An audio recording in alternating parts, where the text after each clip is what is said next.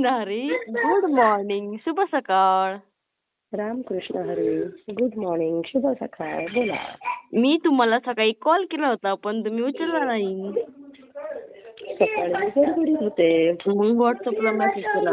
पण ताई ऐका ना, मी कॉल रेकॉर्डिंग करतेय ह्याच्यासाठी की तुमच्यासाठी सरप्राईज एक माझ्याकडे नाही का, म्हणून असं. अरे बापरे. कॉल रेकॉर्डिंग केले पण चांगले असतात, काय कधी कधी चांगले असतात कॉल रेकॉर्डिंग केले आणि कधी कधी वाईट असतात.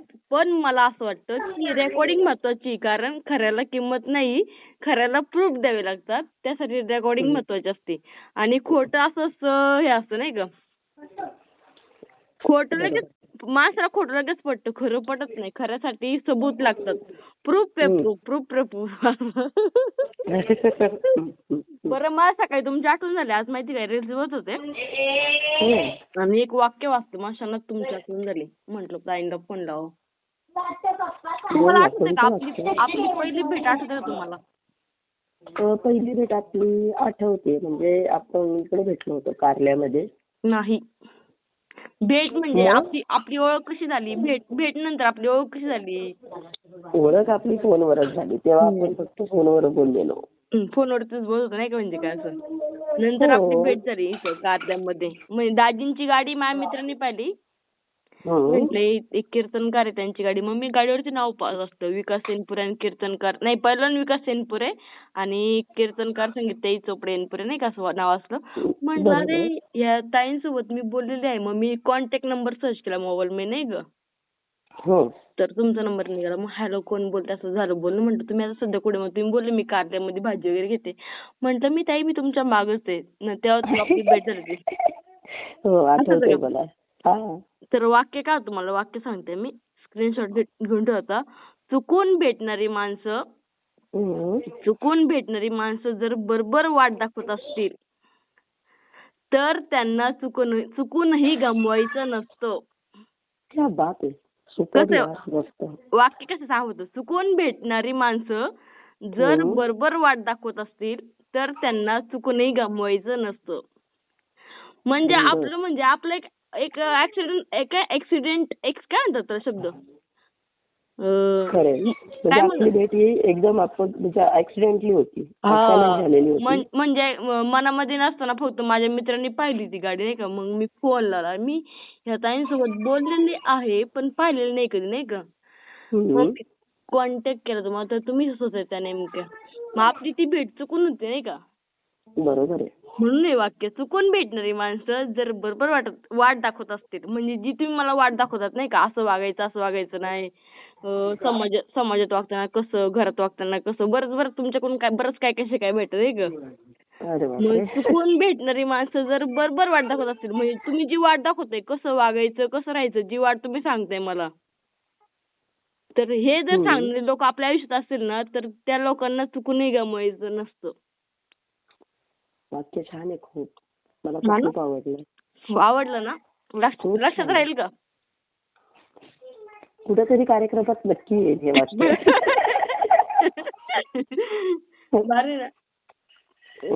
भारी ना वाक्य खरंच छान आहे. रुपाली नाणेकर पण छान आहे, काहीतरी अर्थ घेण्यासारखं आहे. मी काय म्हंटल, मी रुपाली नाणेकर छान आहे म्हणण्यापेक्षा ना, रुपालीला कळतं की काय वेचायचं, ज्याला वेचायचं कळालं ना, ज्याला काय नाही आलं. रुपाली नाणेकर छान आहे, तर रुपाली नाणेकरची एक छान गोष्ट आहे, तिला काय वेचायचं हे चांगलं कळतं. ज्याला वेचायचं कळतं ना, आणि त्याला काय निवडून बाजूला टाकायचं ते पण चांगलं कळतं. बरं माणसाने काय वेचलं पाहिजे आयुष्यात? मला असं वाटतं रुपा, माणसानं त्याच्या जीवनामध्ये ना काही चांगले, बघ आयुष्य आपलं कसं आहे ना, आपल्याला माहीतच नाहीये खरं सांगायचं तर. आणि आपल्याला माहितीये प्रत्येकाला की आपण कधी उद्या परत एकमेकांना दिसू माहित नाही. त्यामुळे असं काहीतरी चांगले मोती वेचूया, चांगल्या विचारांचे, चांगले एखाद्या म्हणतात ना का ज्या गोष्टीतनं आपल्याला आपलं काहीतरी साध्य करता येईल असं काहीतरी माणसानं वेचलं पाहिजे. आणि ते स्वार्थीपणाचं वेचणं नसावं असं माझं प्रामाणिक मत आहे. कारण काही नाती काय करतो आपण, मला ह्याच्यापासून काही फायदा आहे का, मग मी त्याच्या जवळ जाईल. मला काही मिळणार आहे का, मग मी त्याच्या सोबत राहीन. तर अशी नाती न ताई ठेवता पण तुम्ही मला किती वर्ष ओळखताय? जवळपास मला वाटतं आपला काय का 8-9 वर्षाचा हा प्रवास आहे आता. पण पण मी या 9 वर्षाच्या प्रवासात ना मी आतापर्यंत मला भेटणारी व्यक्ती, मी त्या व्यक्तीचा कधीच मला या व्यक्तीपासून फायदा आहे का, फायदा होणार आहे का, हा दृष्टिकोन कधीच ठेवलाच नाही मी. नाही. म्हणून मी तुला काय म्हंटल, तुला काय वेचायचं ते कळतं, जे लोकांना कळत नाही. म्हणजे मी आता एवढी माणसं माझ्या जीवनात पाहते ना, की मी लोकांना नेहमी सांगत असते की मी कधी एकट्या कुठे जाऊन पाकीट ठरवत नाही, बरोबर आहे. मी कधी लोकांना म्हणत नाही मला इतके पैसे द्या तितके पैसे द्या. पण मी लोकांना हे सांगते तर जर मी माझ्याकडनं जर इतकी प्युअर राहते ना, की मी जर माझ्याकडनं एवढी निस्वार्थी राहते ना, तर माझ्या बरोबरचं तुमचं नातं हे निस्वार्थपणाचं असलं पाहिजे आणि ते नातं टिकलं पाहिजे कायम. भले मला तुम्ही पैशामध्ये मोजू नका, पण याचा अर्थ असा नाही पैशा व्यतिरिक्त एक आपली ताई आहे का जिनं आपल्याकडे आली आहे याचं भान प्रत्येकाला असलं पाहिजे. तसं मला वाटतं की बऱ्याच वेळेला ही नाती वेचताना तू हे नातं चांगलं निभावते. तुझ्याकडनं कुठला स्वार्थ नसतो, तुला कुठल्या स्वार्थासाठी कुठलं नातं म्हणजे बनवायचं नसतं. लोक तुझ्याशी कसं वागतात हे मला काही घेणं देणं नाहीये. किंवा म्हणजे उदाहरणार्थ ताई तुझ्याशी कसं वागते किंवा बाकीचे तुझ्यावर कसे वागतात हे मला नाही माहिती. पण एक आहे की तू मात्र सगळ्यांशी व्यवस्थित राहते, तू व्यवस्थित सगळ्यांशी नातं निभावते आणि तू तुझ्या जागी अगदी 100% बरोबर आहे. बाकी मी बाकीच्या लोकांचं नाही सांगू पण शकत. ताई 2025 मध्ये मला आलेला अनुभव, लोक माझ्यासोबत फक्त कामापुरती वागतात, त्यांचा स्वार्थ साधून घेण्यासाठी वागतात, हे बघ नाही का? रुपाली, एक खरं सांगू का, काही वेळेला अशी वेळ येते का जी वेळ आपल्याला सत्य दाखवते. हे माझं असं मत आहे. म्हणजे तुम्हाला सांगू का, काही वेळ आयुष्यात अपघात होणं पण गरजेचं असतं. म्हणजे महाराजांच्या गाथेमध्ये एक प्रमाण आहे. महाराज आपल्याला असं सांगतात, तुका म्हणे इहलोकीच्या व्यवहारे नका डोळे धुरी भरूनी राहो. महाराज आपल्याला सांगतात तुम्ही आम्ही सगळेजण या इहलोकाच्या व्यवहारामध्ये वागत असताना डोळ्यावरती पट्टी बांधून आपण सगळेजण राहतो. आणि आपल्या प्रत्येकाला वाटतं की एक आंधळा विश्वास आपण ठेवतो आपल्या आजूबाजूच्या माणसांवर, आपल्या जवळच्या लोकांवर, आपल्या सहवासात येणाऱ्या प्रत्येक व्यक्तीवरती.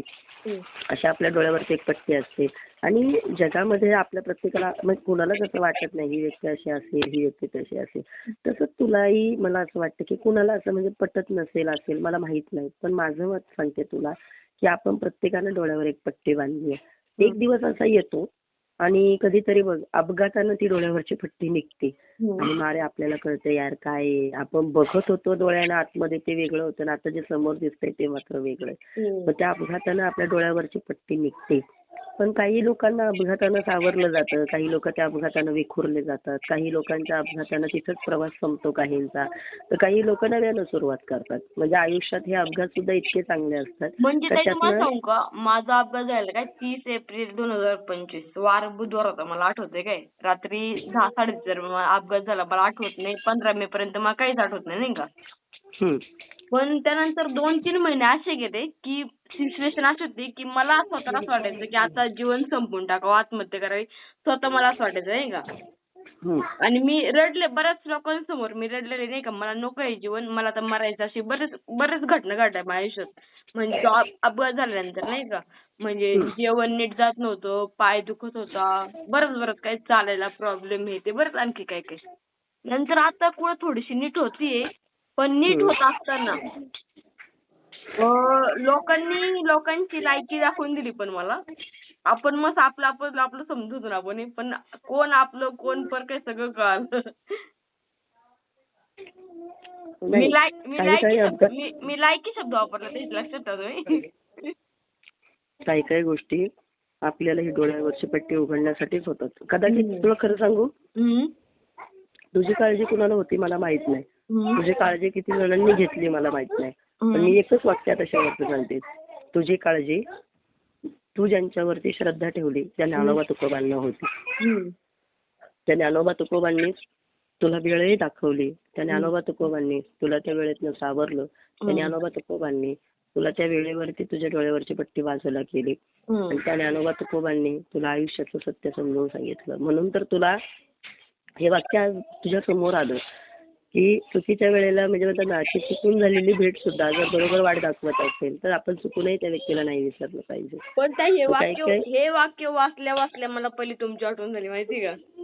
आणि अरे तुम्हाला सांगत बापरे. आहे मी गोड बोलत नाही. गोड बोलून माणसं जोडणं मला आवडत नाही.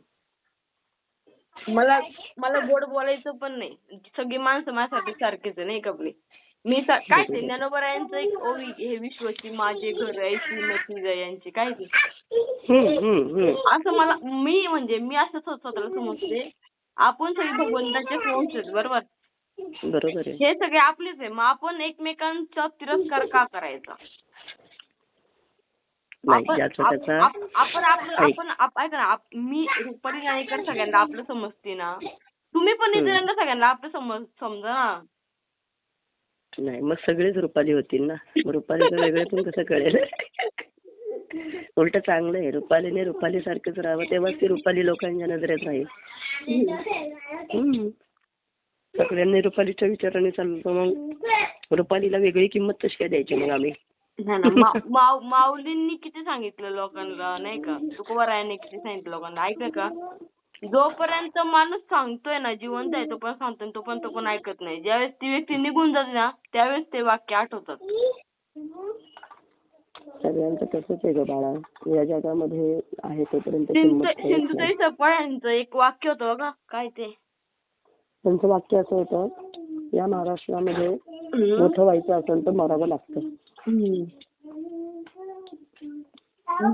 मेल्यानंतर माणूस मोठा होतो म्हणजे.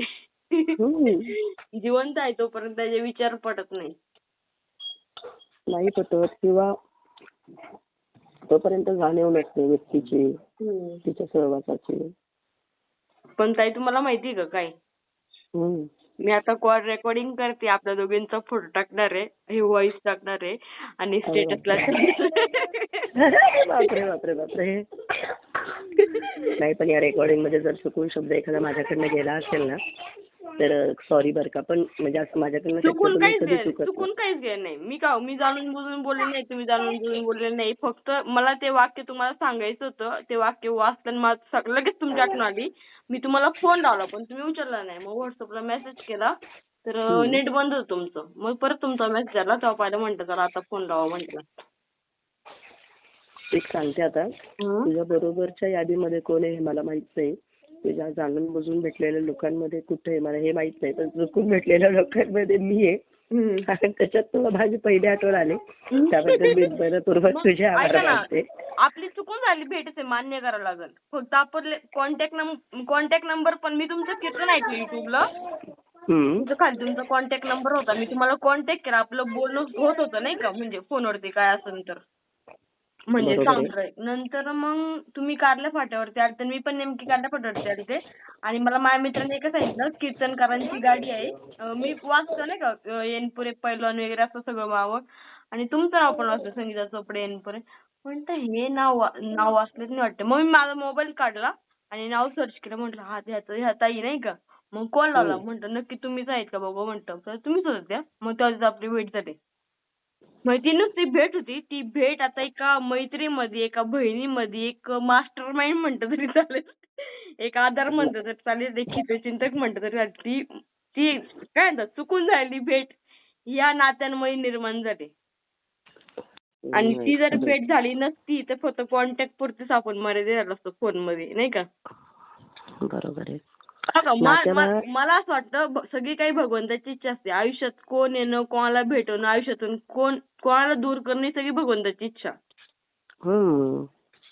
बरोबर आहे. चला तू आता बोलली त्याच्यावर वाक्य सांगते तुला. जे होणार आहे ते होणारच आहे. जे होणार नाही ते कधीच होणार नाही.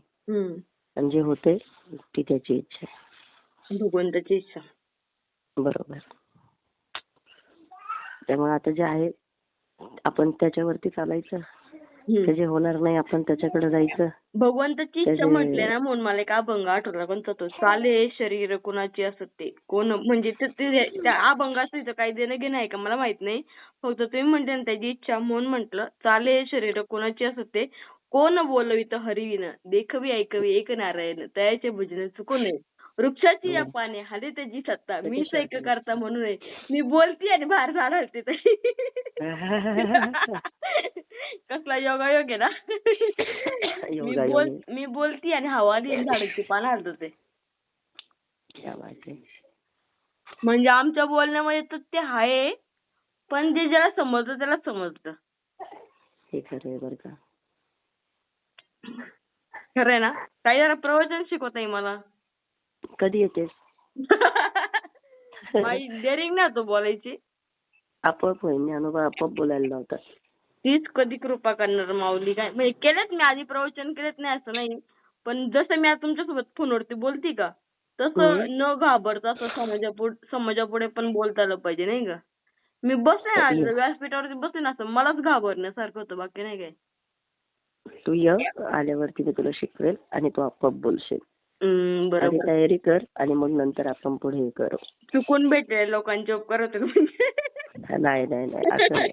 पण आम्ही काहीतरी चुकून भेटलोय, पण तुम्ही काहीतरी त्या चुकून भेटल्यानंतर काहीतरी बरोबर करा. आता त्याच्यात अजून काहीतरी फायदा करून घ्या. नक्कीच नक्कीच. आज पुढे कार्यक्रम आहे का घरी? आज मी ह्याला जाणार आहे मला, तर आपलं पडघा शहापूर नाही का तिकडे जायचंय. लय लांब आहे कार्यक्रम आणि 9 ते 11 कीर्तन. त्याच्यामध्ये घरी यायला 3-4 वाजणार. एवढा गोंधळ आहे आज. मग आराम कधी परत मग? आणि आपल्याला जायचंय, परवा जायचंय कार्यक्रमाला आपल्याला. तिकडे 2 कार्यक्रम आहे.